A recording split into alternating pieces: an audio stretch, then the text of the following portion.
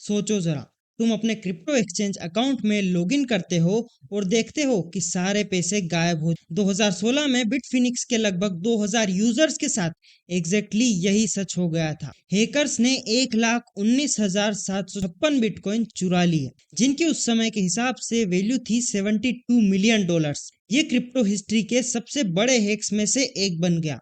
आज के टाइम में जब बिटकॉइन 100K का लेवल क्रॉस कर चुका है, उसकी वैल्यू लगभग $12 बिलियन हो चुकी। चलो आप समझते हैं कि ये सब कैसे हुआ। डेट थी 2 अगस्त 2016 की। बिटफिनिक्स यूजर्स रिपोर्ट करने लगे कि उनके अकाउंट से पैसे निकल गए हैं, जबकि उन्होंने 2 फैक्टर ऑथेंटिकेशन यूज किया हुआ था।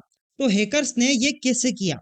एक कॉन्फिडेंशियल रिपोर्ट लेजर लेब्स की तरफ से बताते हैं कि बिटफिनिक्स एक मल्टी सिग्नेचर सिस्टम का यूज करता था, जिसमें 3 में से 2 सिक्योरिटी कीज चाहिए होती थी कोई भी मेजर ऑपरेशन जैसे बिटकॉइन ट्रांसफर अप्रूव करने के लिए। पेपर पे तो यह सिस्टम सिक्योर रखता है, लेकिन दिक्कत यह थी, रिपोर्ट के मुताबिक उनमें से 2 कीज एक ही डिवाइस में स्टोर थी। इससे हैकर को सिर्फ एक डिवाइस को हैक करना था। एक बार अंदर घुसने के बाद उन्हें सिक्योरिटी टोकन्स भी मिल गए, जिनकी मदद से उन्होंने बिटफिनिक्स को इंटरनल सिस्टम को मैनिपुलेट किया। इन टोकन्स की मदद से उन्होंने प्लेटफॉर्म के डेली ट्रांजैक्शन लिमिट्स को बढ़ा दिया और 1,19,000 से ज्यादा बिटकॉइन चुरा लिए, जैसे कि उनके पास पूरा एडमिन कंट्रोल आ गया हो। इस हैक ने पूरे क्रिप्टो मार्केट में शॉक वेव भेज दिया। सिर्फ कुछ घंटों में ही बिटकॉइन की प्राइस 20% तक गिर गई। इसके रिस्पॉन्स में बिटफिनेक्स ने प्लेटफॉर्म की सारी एक्टिविटी को फ्रीज कर दिया और ब्लॉकचेन एनालिटिक्स कंपनीज और लॉ इन्फोर्समेंट के साथ मिलकर चोरी हुए फंड्स को ट्रेस करने का काम शुरू किया। लॉस को हैंडल करने के लिए बिटफिनेक्स ने डिसाइड किया कि हर यूजर पे इसका थोड़ा थोड़ा इम्पैक्ट आएगा, चाहे किसी का फंड चुरा गया हो या नहीं। सभी अकाउंट्स में 36% बैलेंस का कट लग गया।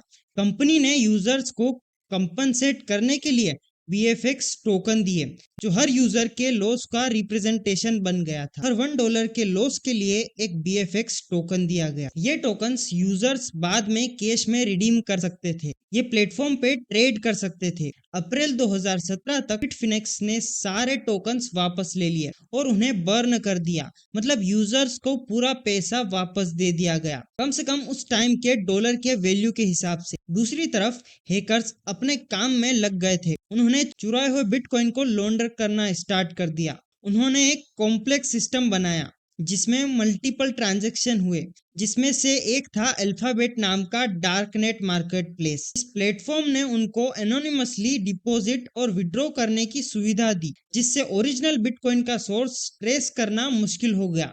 लेकिन कहानी और इंटरेस्टिंग तब बन जाती है जब 2017 में लॉ इन्फोर्समेंट ने अल्फाबेट को सीज कर लिया। प्लेटफॉर्म के ट्रांजैक्शन लॉग्स से इन्वेस्टिगेटर्स को उन अकाउंट्स तक पहुंचने में मदद मिली जो चोरी हुए बिटकॉइन से जुड़े हुए थे। जनवरी 2022 में एक बड़ी ब्रेक थ्रू मिली जब अथॉरिटीज ने लिया लिंकस्टाइन के क्लाउड स्टोरेज अकाउंट में एक फाइल डिस्कवर की। इस फाइल में प्राइवेट कीज और वॉलेट एड्रेस थे जो डायरेक्टली चोरी हुए बिटकॉइन से लिंक थे। इस एविडेंस की मदद से US department of justice 94,636 bitcoin seize किए, जिनकी उस टाइम पे वैल्यू थी $3.6 बिलियन।